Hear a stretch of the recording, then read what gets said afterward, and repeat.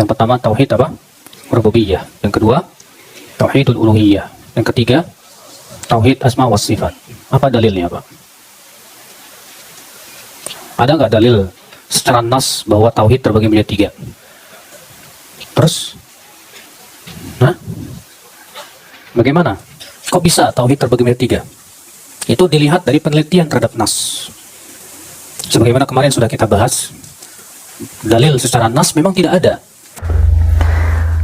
Jadi tri tauhid ini ya rububiyah, kemudian uluhiyah, asma was sifat. Ini tidak ada dalilnya, Pak. Tidak ada nasnya. Ini bukan kata saya, bukan statement saya, bukan ungkapan saya, tapi ungkapan dari Ustadz yang memang notabene-nya paling sunnah. Dasar Wahabi, dasar Wahabi, dasar.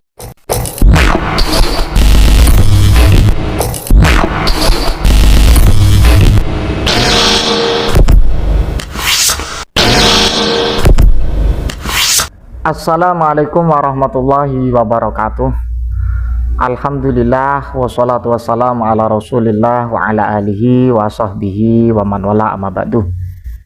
Sahabat yang dimuliakan Allah subhanahu wa ta'ala, mudah-mudahan senantiasa kita diberikan kesehatan, sehat jasmani, sehat rohani, dan segala urusan kita diberikan kelancaran, amin ya rabbal alamin.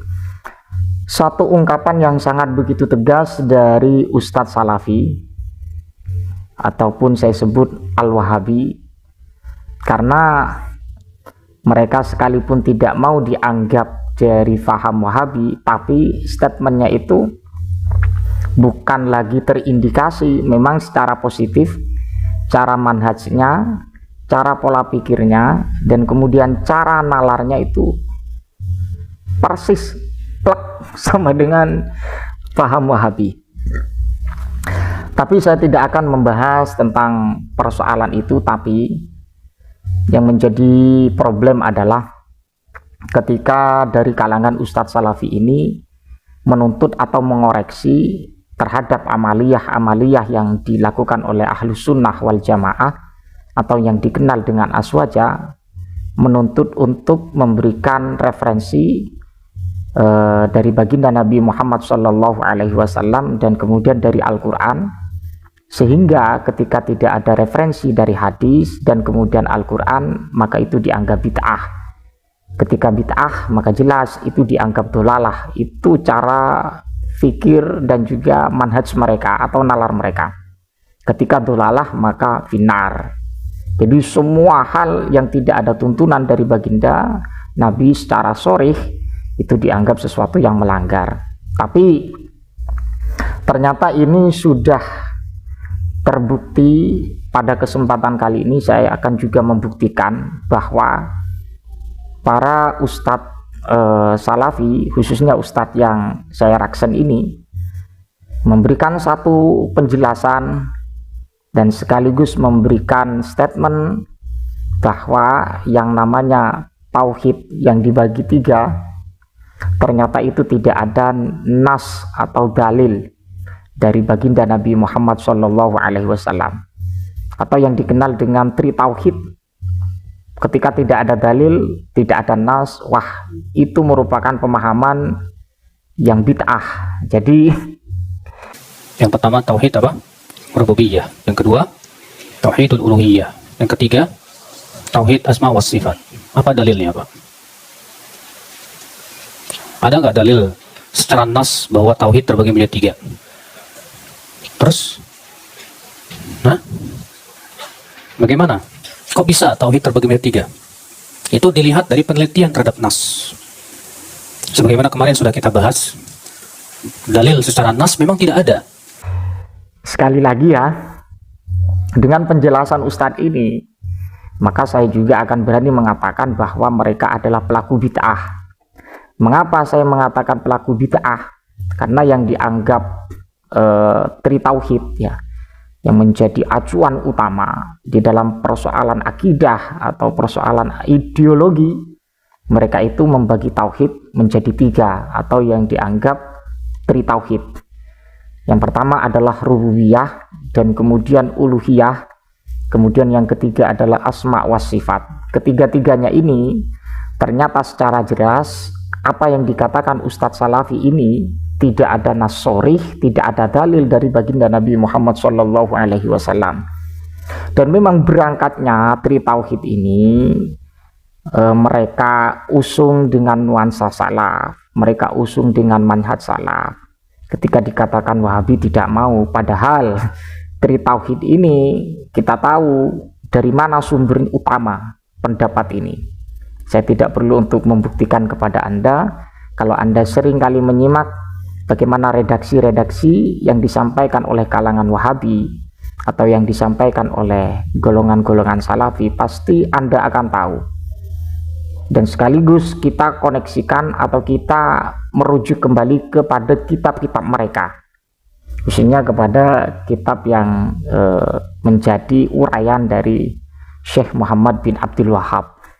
Anggap belum sarapan, dasaknya mewandingkan dengan senyum.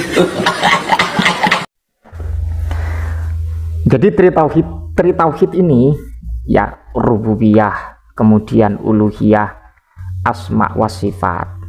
Ini tidak ada dalilnya, Pak. Tidak ada nasnya. Ini bukan kata saya, bukan statement saya, bukan ungkapan saya, tapi ungkapan dari Ustadz yang memang notabene-nya paling sunnah, mengikuti ajaran baginda Nabi, bermanhaj salaf, kemudian mengesampingkan ulama kholaf. Tapi faktanya mereka kadangkala mengikuti Albani, mengikuti Al-Utsaimin, mengikuti Ibnu Taimiyah. Itu kan bukan salaf, itu kholaf, itu kholaf. Jadi apapun yang menjadi persoalan itu akan teruraikan secara jelas, dan kebenaran itu akan tampak dengan sendirinya. Sekalipun mereka yang dijadikan opini bahwa harus mengikuti ulama salaf, itulah manhaj salaf, tapi mereka nyatanya Nasiruddin Albani, Al-Utsaimin, Bin Baz, Ibnu Taimiyah ya, yang menjadi rujukan atau menjadi referensi bagi mereka. Dan apalagi dengan pembuktian bahwa mereka blunder sendiri, bahwa sudah menyatakan bahwa Tri Tauhid itu tidak ada dalilnya, uluhiyah, rububiyah, asma wa sifat, tapi menganggap amalan dari Aswaja itu dianggap bid'ah, padahal dirinya pelaku bid'ah, menggembor-gemborkan yang namanya Tri Tauhid, kemudian memprioritaskan Tri Tauhid di dalam bentuk kajian, di dalam bentuk pertemuan. Tapi nyatanya Tri Tauhid Anda mengatakan tidak ada nas dalil secara sahih dari baginda Nabi Muhammad SAW. Ini bukan bid'ah. Kalau bukan bid'ah apa? Jadi seperti itu ya. Ini bukti bukan statement saya, tapi statement dari Ustadz Salafi, bahwa sudah jelas menyatakan Tri Tauhid itu rububiyah, uluhiyah, asma wa sifat itu memang tidak ada dalilnya. Tapi ketika tidak ada dalilnya, kok mereka itu memang secara tegas dan berani untuk mengkanter akidah Asy'ariyah atau apa yang disampaikan dari Al-Imam Al-Asy'ari atau dari Al-Maturidi. Mereka itu memang tajam sekali untuk berkomentar, menganggap akidah seperti itu ada beberapa fase dari Mu'tazilah, kemudian ini itulah.